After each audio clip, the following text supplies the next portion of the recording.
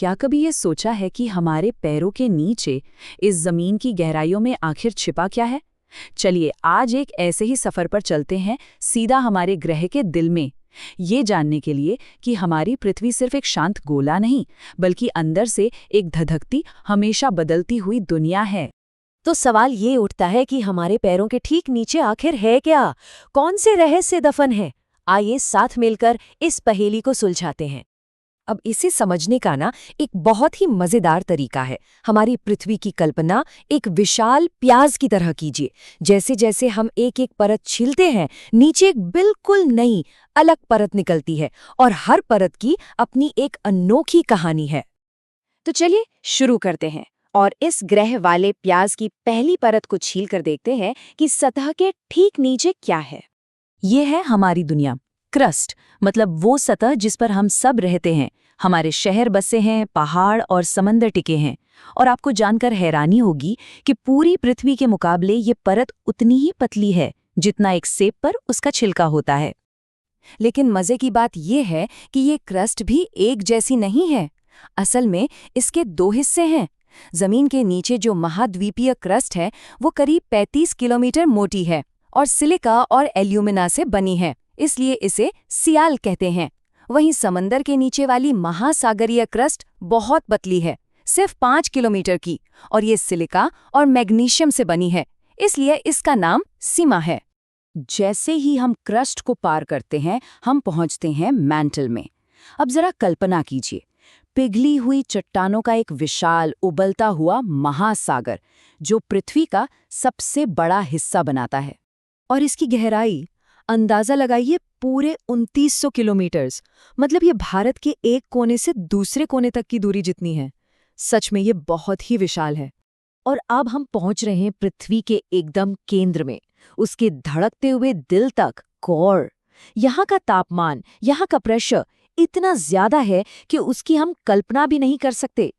ये लगभग पूरी तरह से निकेल और लोहे से बना है, जिसे हम निफे भी कहते हैं। तो सवाल ये है कि हम असल में कितनी गहराई की बात कर रहे हैं। अच्छा, इसे ऐसे समझते हैं। अगर हमें पृथ्वी के सेंटर तक पहुंचना हो तो समंदर की सतह से भी 6000 किलोमीटर गहरा गड्ढा खोदना पड़ेगा। एक ऐसा सफर जो आज की टेक्नोलॉजी के लिए तो नामुमकिन है। अच्छा, हमने परतों को तो समझ लिया, पर सवाल ये है कि ये परतें बनी किस चीज से हैं? तो चलिए अब मिलते हैं उन 3 बड़े परिवारों से जिनसे पृथ्वी बनी है, यानी चट्टानों के परिवारों से। हमारे ग्रह पर मोटे तौर पर 3 तरह की चट्टानें मिलती हैं। पहली है आग्नेयर, जो पिघले हुए लावा से बनती हैं। दूसरी है अवसादी, जो छोटे छोटे कणों के जुड़ने से बनती हैं। और तीसरी है कायांतरित, जो गर्मी और दबाव में अपना रूप ही बदल लेती हैं। तो सबसे पहले बात करते हैं आग्नेय चट्टानों की, जिनका नाम ही आग से जुड़ा है। जब ज्वालामुखी का गर्म लावा या जमीन के नीचे का मैग्मा ठंडा होकर पत्थर बन जाता है तो ये चट्टानें बनती हैं। इन्हें प्राथमिक चट्टानें भी कहा जाता है। अब आते हैं दूसरे परिवार पर, अवसादी चट्टानें। इनकी कहानी तो मानो वक्त खुद लिखता है। सोचिए, पुरानी चट्टानों के छोटे छोटे टुकड़े जैसे रेत, मिट्टी, कंकड़ हवा या पानी के साथ बहकर कहीं जमा हो जाते हैं। और फिर होता क्या है, लाखों सालों तक परत के ऊपर परत जमती जाती है और ऊपर से इतना दबाव पड़ता है कि ये सारे टुकड़े मिलकर एक नई चट्टान बन जाते हैं, जैसे कि बलुआ पत्थर। ये तो जैसे प्रकृति का अपना एक नुस्खा है, तोड़ो, बहाओ, जमाओ और दबा दो। और अब बारी है तीसरे और सबसे जादुई परिवार की, कायांतरित चट्टानें। ये तो प्रकृति की असली कलाकार हैं। जब कोई आग्नेय या अवसादी चट्टान जमीन के नीचे जबरदस्त गर्मी और दबाव की भट्टी में पकती है तो उसकी पूरी शक्ल ही बदल जाती है। इसका सबसे अच्छा उदाहरण है चूना पत्थर का खूबसूरत संगमरमर में बदल जाना। तो क्या ये तीनों परिवार हमेशा अलग अलग ही रहते हैं? जी नहीं, बिल्कुल नहीं। ये सभी एक बहुत ही शानदार प्रक्रिया से जुड़े हुए हैं, जिसे हम कहते हैं चट्टान चक्र। ये प्रकृति का अपना कभी न खत्म होने वाला रिसाइकलिंग प्रोग्राम है। देखिए, ये एक ऐसा सफर है जो कभी खत्म नहीं होता। पिघला हुआ मैग्मा ठंडा होता है और आग्नेय चट्टान बन जाता है। फिर वक्त के साथ वही चट्टान टूटकर छोटे छोटे कण बन जाती है, जिनसे बनती है अवसादी चट्टान। फिर जबरदस्त गर्मी और दबाव उसी अवसादी चट्टान को कायांतरित चट्टान में बदल देते हैं और अगर गर्मी और भी बढ़ जाए तो वही चट्टान पिघलकर वापस मैग्मा बन जाती है और ये साइकिल फिर से शुरू हो जाता है। तो सवाल ये है कि ये सब हमारी आंखों के सामने क्यों नहीं होता? भई इसलिए क्योंकि ये इंसानी घड़ी के हिसाब से नहीं चलता। इस पूरे चक्र को पूरा होने में हजारों लाखों साल लग जाते हैं। ये प्रकृति की एक धीमी लेकिन लगातार चलने वाली कलाकृति है।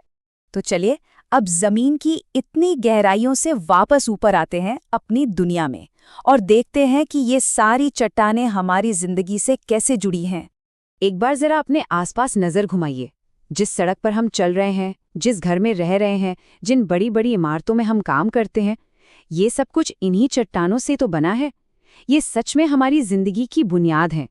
जैसे दिल्ली का शानदार लाल किला, ये पूरा का पूरा लाल बलुआ पत्थर से बना है, जो एक अवसादी चट्टान है। और फिर दुनिया का अजूबा ताजमहल, वो किससे बना है? सफेद संगमरमर से, जो एक कायांतरित चट्टान है। तो ये सिर्फ इमारतें नहीं हैं, ये तो चट्टान चक्र की जीती जागती मिसालें हैं। तो आखिर में एक सवाल छोड़ जाता हूं। हम ये तो जान गए कि चट्टान चक्र कभी नहीं रुकता, तो जरा सोचिए, आज जो हम शहर और स्मारक बना रहे हैं, ये हमारी ऊंची ऊंची इमारतें, ये पुल, ये घर, लाखों साल बाद जब ये चक्र घूमेगा तो ये किस नई चीज में बदल चुके होंगे? है ना सोचने वाली बात।